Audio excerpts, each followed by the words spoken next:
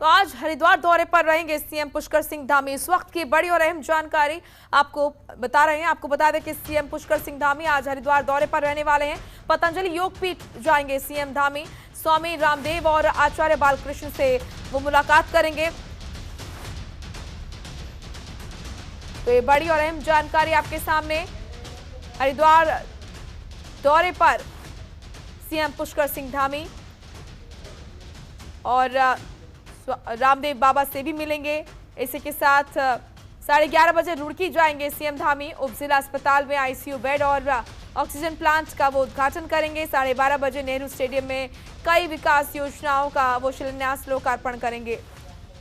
Surendra Dhaka bureau chief लगातार हमारे साथ बने हुए हैं ज्यादा जानकारी के साथ। सुरेंद्र, सीएम पुष्कर सिंह धामी हरिद्वार दौरे पर है। इस दौरान हरिद्वार में क्या कुछ उनका पूरा शेड्यूल है?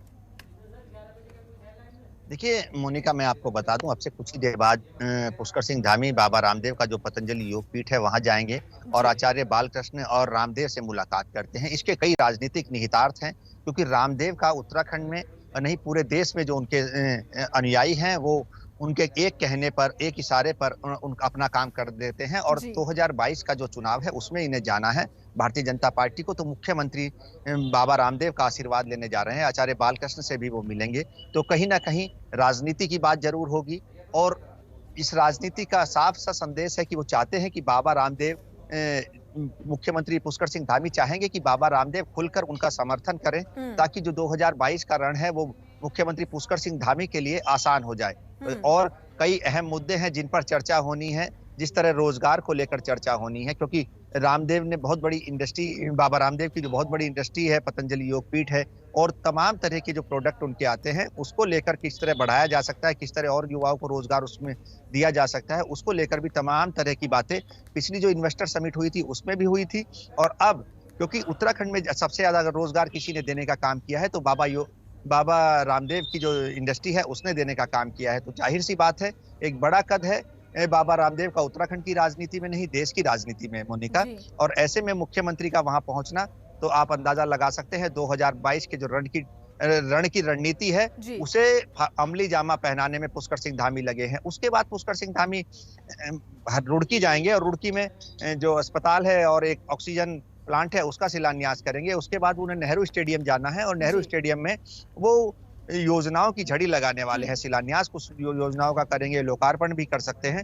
तो तमाम तरह की उनकी जो तैयारी है वो रुड़की के नेहरू स्टेडियम और जो ऑक्सीजन प्लांट है वहां पर तैयारियां पूरी कर ली गई है।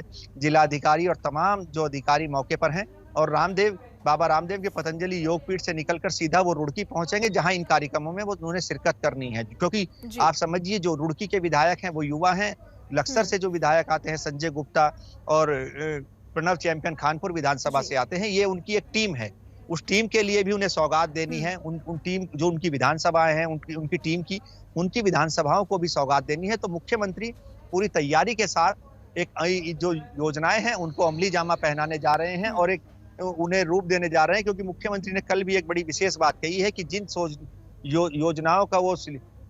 योजनाओं की वो घोषणा करेंगे उनका उद्घाटन भी वही करेंगे। तो आप अंदाजा लगा सकते हैं कितनी तेजी से काम करने की रणनीति पुष्कर सिंह धामी के द्वारा अपनाई गई है मोनिका। बिल्कुल। और सुरेंद्र, जाहिर सी बात है कि आज का जो उनका शेड्यूल है काफी बिजी शेड्यूल नजर आ रहा है। जिस तरीके से आपने कहा कि कई योजनाएं हैं, कई विकास की परियोजनाएं हैं जिनका वो शिलान्यास भी करेंगे और साथ ही साथ कई सारे कार्यक्रम आज उनके रहने वाले हैं। बहुत बहुत शुक्रिया आपका सुरेंद्र तमाम महत्वपूर्ण जानकारी देने के लिए।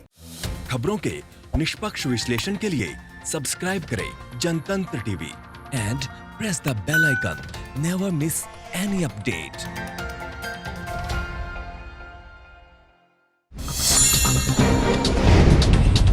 Download the Janatantra TV app, available on Google Play and App Store. Download it now.